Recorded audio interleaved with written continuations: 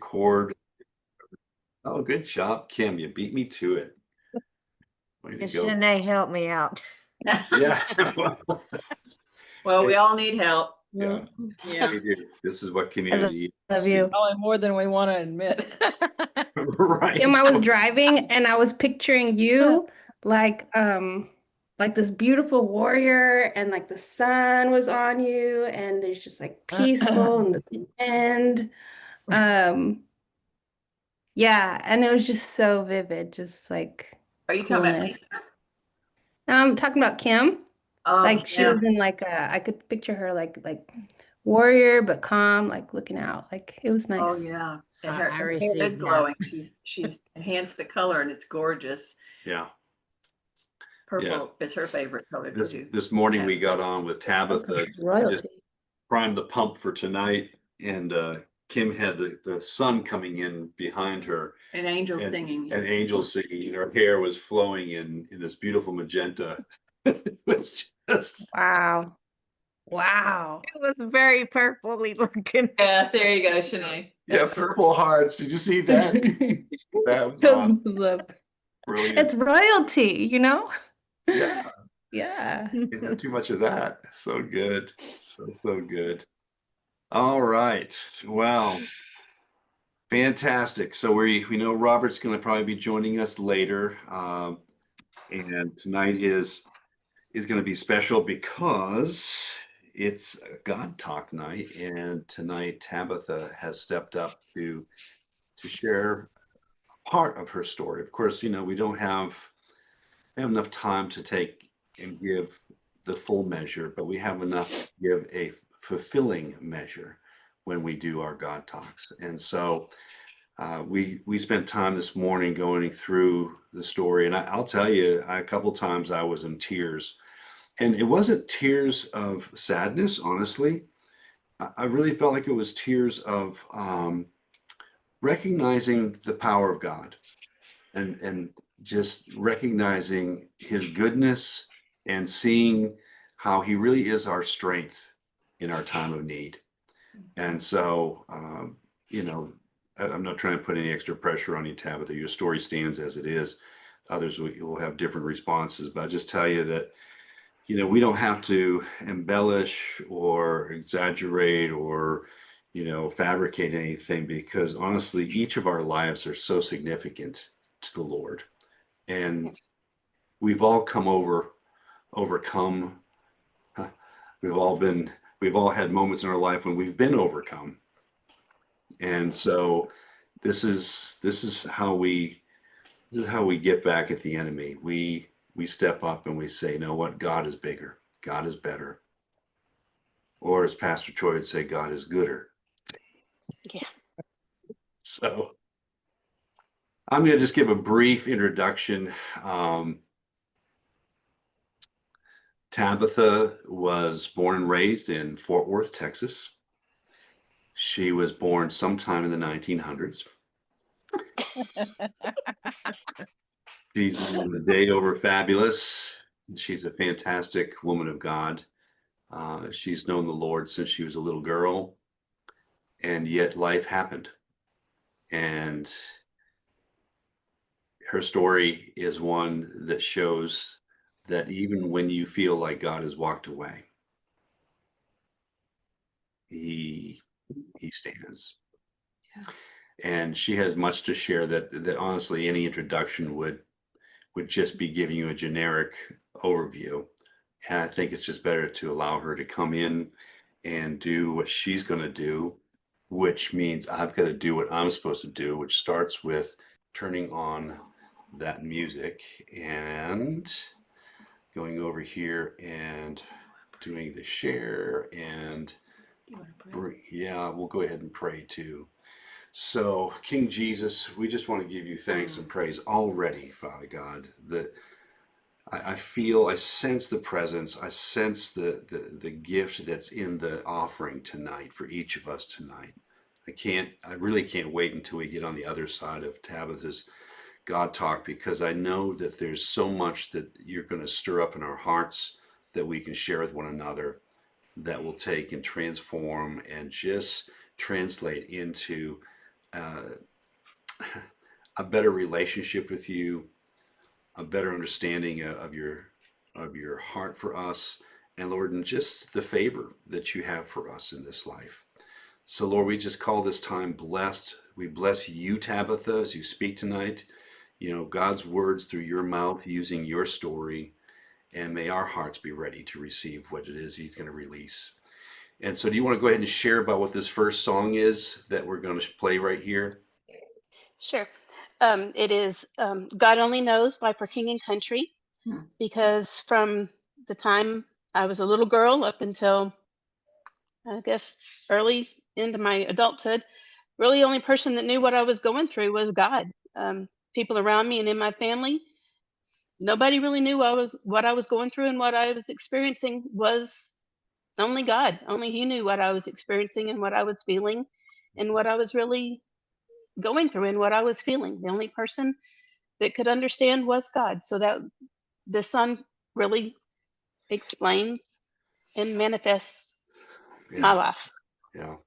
No, it's awesome. I can't wait to share it.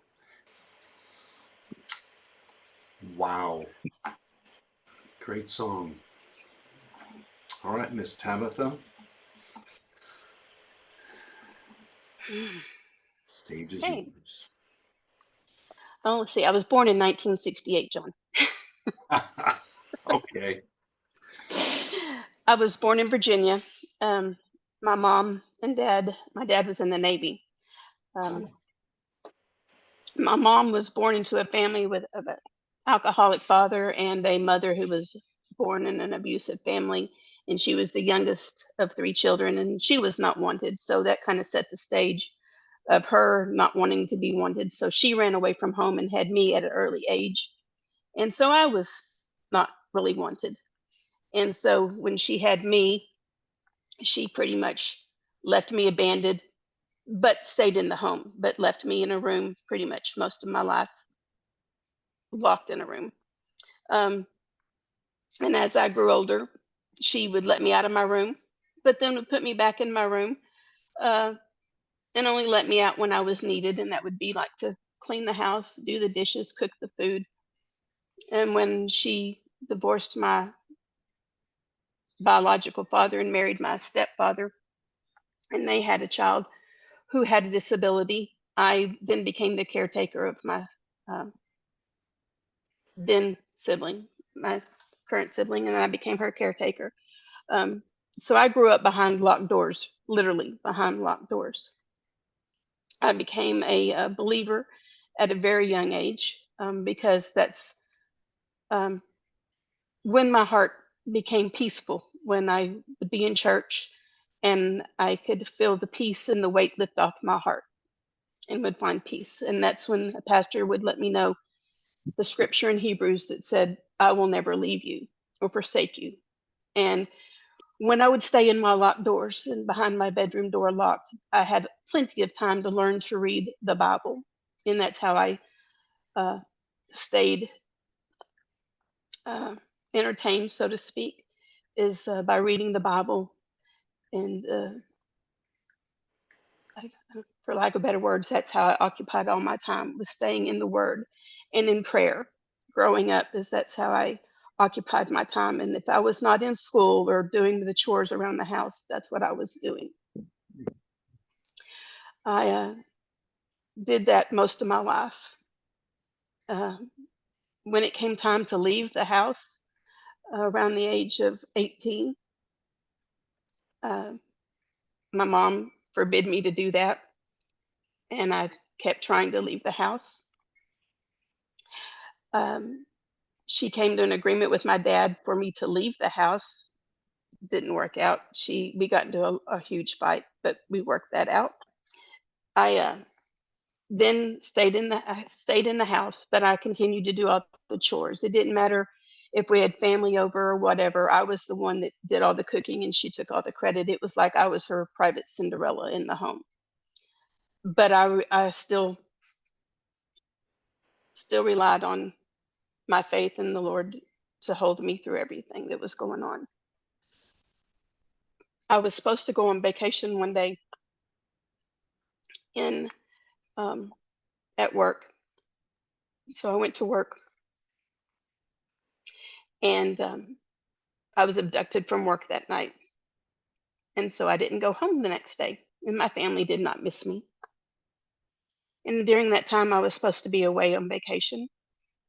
I was abducted and I was sexually assaulted in a satanic sacrifice for 5 days by 5 guys repeatedly, in which I was uh,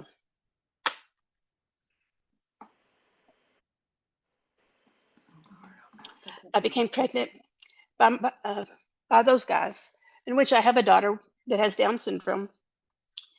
And then I was let go, and I didn't tell anybody what happened because I was ashamed of what happened until I tried to have an abortion 5 different times. That didn't work out too well because the Lord kept saying no. On the 5th time, I totaled my car right in front of the abortion clinic. I had to end up calling my mother and let her know what happened. And so then I tried to give my child up for adoption.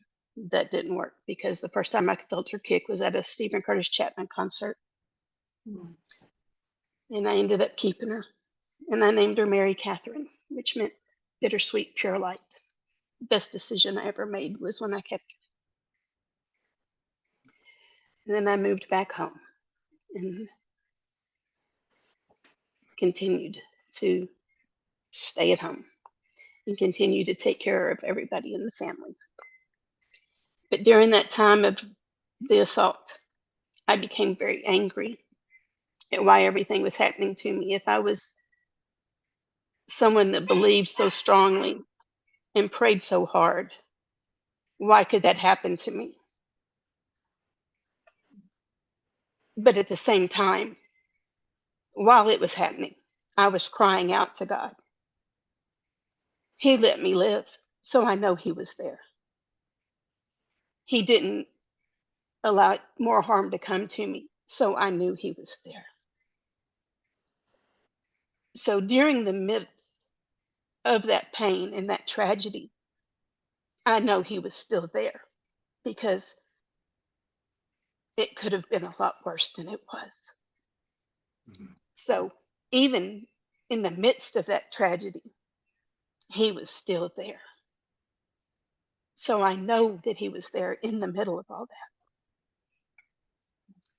And yes, I did end up with a daughter that had special needs, but she's still a blessing. So He still had His hand in the middle of all of it. So I have to question some things, but those were my questions, which God ended up answering. But in the middle of my anger, He brought me back to His grace. It was sufficient. In the middle of my anger, He brought me back to my grace is sufficient. My grace is sufficient. In the middle of that test and trial in my anger, my grace is sufficient. So that's where I'm going to leave you right there. And I'll take you into the next phase of my life where I have to go into walking into a lot of faith, where I didn't have a lot of faith in the fear of my next chapter of my life, of not knowing where it's going to take me, being a single mom of a disabled child, taking care of my disabled child, my disabled sister, who is deafblind, multi-handicapped, mentally retarded, my mother going into dementia, taking care of her, and then knowing she really didn't love me, a dad who was not really caring about a lot because he was going through denial of his wife going into dementia, and realizing that I was jumping from one relationship of always having to care for people into another relationship of caring for people, just to always feel like I was having to meet everybody's needs just to feel like I was being cared for, caring for other people. So now we're going to go into my next song, Oceans, and then we'll hit the next phase of my life. Into communicating with some of the people in prison that opened the doors to talking to some of the people that I later needed to have on my side, so to speak, when I got into the prison doors. But when I was walking that part of my life going into the prison units, they did sentence me to 20 in prison, and I served 10. I served 10 years in a maximum security prison here in Texas. Not knowing what I was going to do, I was having a homicide detective for a father. They were supposed to put me in a certain unit so I would not be on the units where my dad had actually sent people to prison. I walked into the unit where most of the people knew who my dad was when I walked onto that unit, and they were waiting for me when I walked off that bus. It was not a pleasant thought when I got there and they were all waiting on me. But it was okay. I was protected, not by the guards, but by the Holy Spirit. They kept me when I just walked on by. They said that when I walked by, they had no desire at that point to hurt me anymore. I spent, like I said, the next 10 years of my life on that unit, not knowing what was going to go on from day to day. I spent that time in the Word. I continued to get my bachelor's in theology. I've later gotten my master's. I spent time in the faith-based dorm there. I had hard times there. I came up against some people there that I did not want to come across. At the same time, God allowed me to have my faith tested again. And I say God allowed it because situations arose that I know the enemy was testing me again and again and again.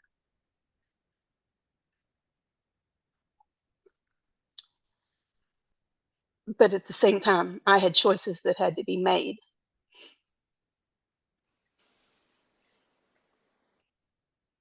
And they were my choices to make of whether or not I allowed my faith to be tested or did I stand strong.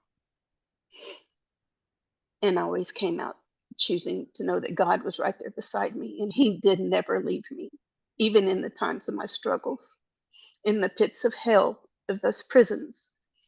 He did never leave me, like that pastor taught me when I was 5.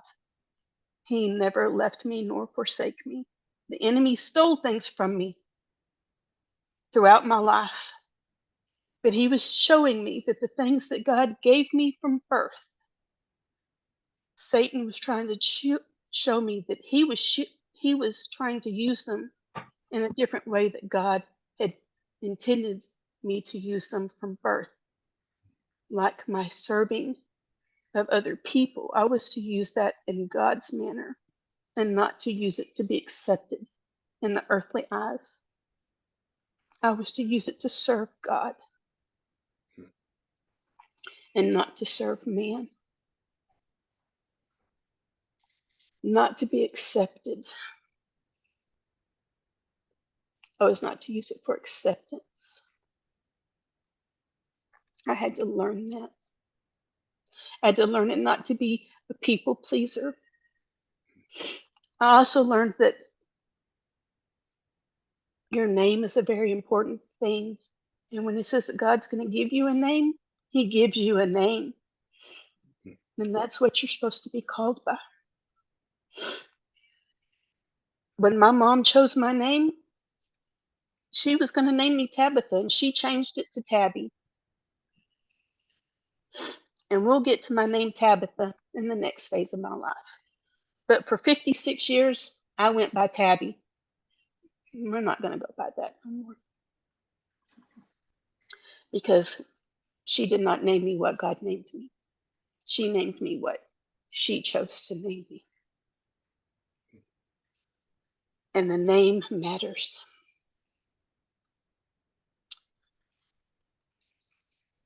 And while I was in prison, I came up for parole every year and I got denied. And when I came up for that last parole, it was right before a medical chain.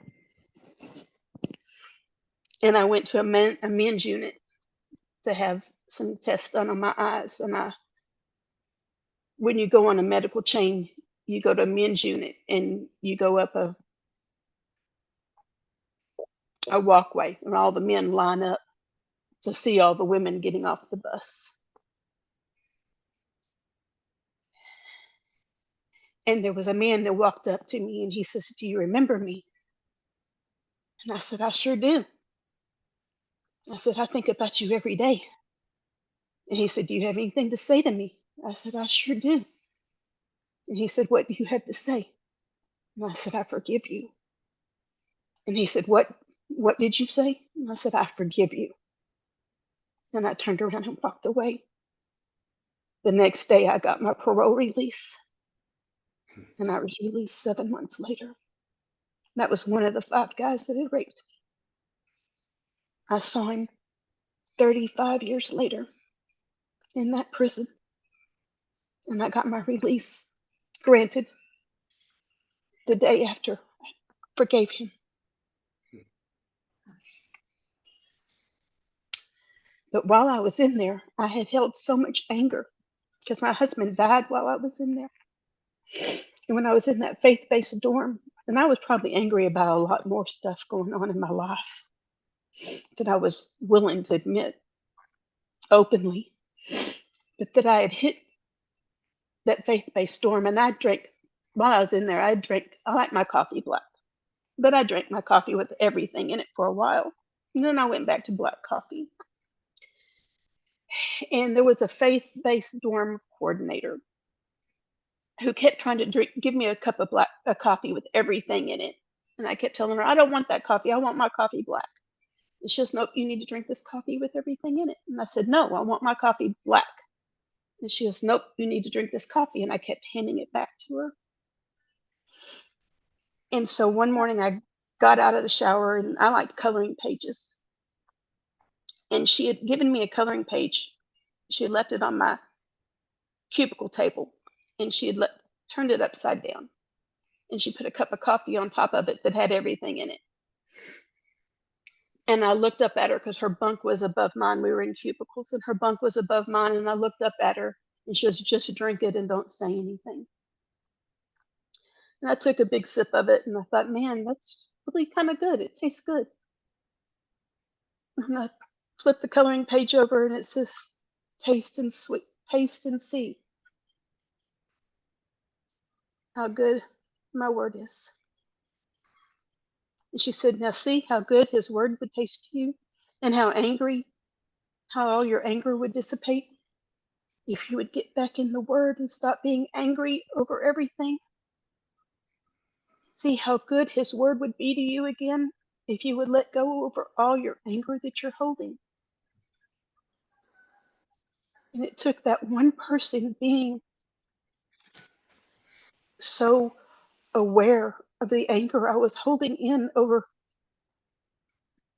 either my husband dying, over everything going on in my world, that I could not let go of, to realize how good his word tasted. Just over how good the word tasted. To just sit and enjoy the word. Even in the middle of prison, his word could just overflow and taste and heal in the middle of a cinder block, concrete, hot building. That word can flow and heal and anoint and fill. It took that one person just to let it all flow back through me again. So 10 years, that happened like in my second year there. So the rest of the time, it just filled me, both like bread and water. And it was a very fulfilling time for me there. So then when I was finally released, the guards, I was supposed to be released between 8 and 10 a.m. And my family didn't come get me till 12:30. And when I was released, I started noticing guards that were not supposed to be there were there. And when I was released, all these guards were lining up outside the prison walls. And I had to go through 3 sets of gates to get to the outside of the prison. And when I finally got to the warden's office, she said, I don't want you to ever come back here unless you come back to minister. I said, I'm not coming back ever. She says, don't come back unless you come back to minister. I said, yes, ma'am. And she says, you may go through the gate now. And I said, what are all these guards doing here? Why are they lined up? And she said, they came to talk to you. And I said, okay. And she said, they wanted to come tell you what you meant to them while you were in here. And so when I walked out, they all shook my hand. And she said, we knew where you were on this unit. Because when you were in cell block, there was a bird perched on your cell block window. When you were in 5 building, where there was cameras and the lights were out, your cell block shined like there was a light on in your cell block, in your cubicle. And she said, and when you prayed, we knew you were praying because it smelled like sweet perfume or like burning ash. And she said, and you do not know the difference you made in our lives just by your presence. And she said, and we wanted to see you off and to ask you not to come back unless it was to make differences in other people's lives, but to tell you that you made a difference in ours. And we wanted to see you off. So that meant something to me when guards, ranking guards, came to tell me goodbye. So that's where I'm going to land this one. And we're going to go on to my next song, Take It All Back by Torrin Wells. Man, I was rocking on that song. Okay. Well, I am in the next phase of my life now. I am in the process of taking back everything that the enemy stole. I am going to be 2 years out of prison in 10 days. In 10 days, it'll be 2 years. I am not sure exactly what that map is going to look like. It's a daily journey of learning what it is like taking back everything. I just know it's a daily process, but I know for me it's a faith walk. It's getting up every day and saying, here I am, Lord. What do you have today? What are you calling me to do today? It's not going to say it's not without trouble. Weathered a lot of storms, so what's a little raindrops going to do to me? Since I've been out, it's been a lot of storms and raindrops still. I have encountered not 1 stroke, but 2 strokes, a heart attack. All since this last year, all since SUP started this last year. But I was grounded with some strong people in SOAK that got me through it, through prayer. So I was grateful for the prayer warriors that got me through it. And the people that helped me in my prison time, like the Savages that got me, kept me with a lot of books by Pastor Troy. I've read every book he wrote, at least 4 or 5 times. We're not going to talk about Numbers That Preach, which I read 5 times in prison. So let's just that kept me grounded a lot. But as for taking back what the enemy stole, I am taking back territory. I am finding out what God meant for me since birth, that Satan put his vines on. I am snatching that back like the servant's heart. He put his vines on and had me use for gaining acceptance from people. The Lord had wanted me to use as his servant's heart, which people exploited, and was having me to use for their acceptances and their personal appeasement. Um, we did a thing about names during soak, and I learned that, yes, my name was supposed to have been Tabbitha at birth, and my mom had it as Tabbitha because it was just easier to say. And in the Bible, Tabitha was one that served. How ironic. Um, but Tabby, if you look at the definition of Tabby, Tabby was one that was camouflaged, unseen, not well known, one that was hidden. But Tabitha is one that can go for long periods of time on water and word, one that can be in the desert and still withstand on rocky ground. And I'd rather be a Tabitha, one that can stand on the word and on rocky ground, just sustaining on the water of life, and not be one that is hidden and not seen, and in the hidden and not known, unless I'm in the background for God. So I'm changing my name back to what God had intended it to be from the beginning, and that's Tabbitha. So that's the first thing I've taken back from Satan, is my name. Since December, and the savages can let you know in agreement that since December I had this funny little urge. I wanted combat boots. So I started praying for combat boots. And a couple of weeks ago, I said something on Outcasts that I wanted combat boots. Saturday, I got combat boots. I got combat boots. So I got my marching orders. I got combat boots. So that's just another step in my marching orders to taking back my ground. My taking back my ground is, also serving the Lord, doing what He wants me to do, finding my purpose in His kingdom, serving Him, being in a ministry for Him, bringing others to Him, and healing the brokenhearted, healing the brokenness, and letting them know that being broken doesn't mean that you cannot serve others while you're healing. Does not mean that you cannot serve others even though that you are broken or that you have been broken. Mm. And that's basically where I'm at. I'm broken, but I'm healing. I've been broken, but I've healed. And I can't say that I'll truly ever be completely healed until I'm in heaven. But I'm on my process. And it's a continual process.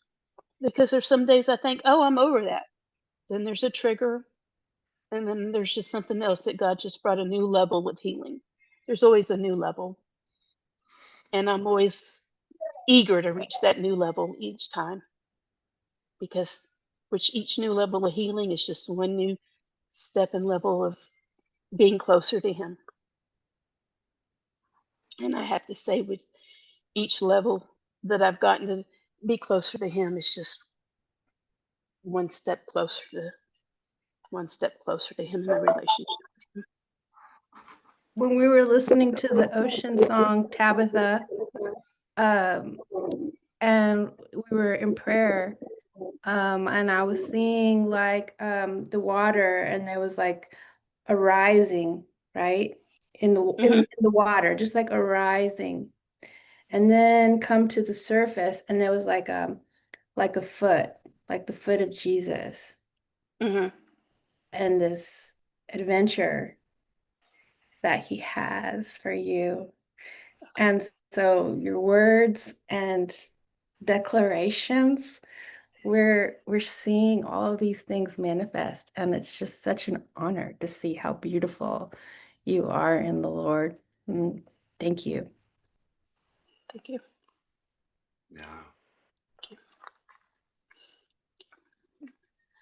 Thank you. Very Anybody proud of else you. wants to comment? Yeah, feel free to step up to the mic. Anybody else? Don't be bashful. I know this. I will take a moment. Your story it touches my soul. Tabitha.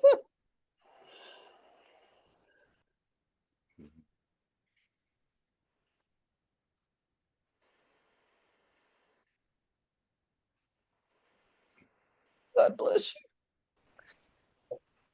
you. You're a warrior bride, honey. You're a warrior. A fighter.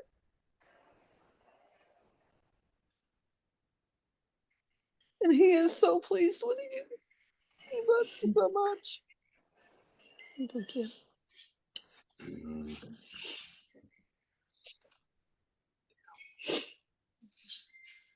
You know, I know about caretaking. I've done a lot of it through my life. In fact, it's been my whole life. You don't come out of broken places or broken homes without somewhat taking that on as a responsibility. Yeah. And so I know that very well. But there's nothing greater to me or anything that brings more joy to me than to help others. Because it is a healing, it is healing. And broken people do help broken people. People. They do because we're all broken. I could go into prisons. I was there yesterday. Yeah. And I see those women and I see their stories. And some people want to change, some people don't. Yeah. But when you see a warrior, see one that's had to fight her whole life, Yeah. oh, my hat's off to you. My hat. Thank you. God bless you. Thank you, Charlotte. Shanae took her hat off. Such a character.